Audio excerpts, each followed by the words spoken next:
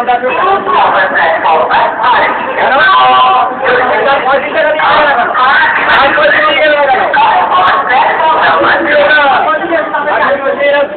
ধরবো না আর ভেঙে ধরবো একদম আর ভেঙে ধরবো মুড়ি তো তুই পাবি কি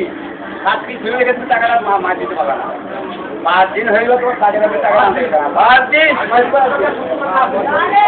পরে টাকা আনতে দেখো এখানে আছো আমাকে চেনো না আমি ভালো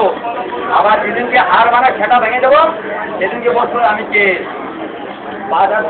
ধরুন ঢুকি আসতে তখন সব বছরই কাপড় হাতে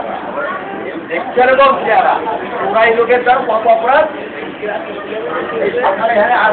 টাকা বুঝে রাখবো যাবে না আমরা বেশি টাকা গেলেই টাকা দিয়ে দেবে কত দোকানদার খোলা আছে টাকা দিয়ে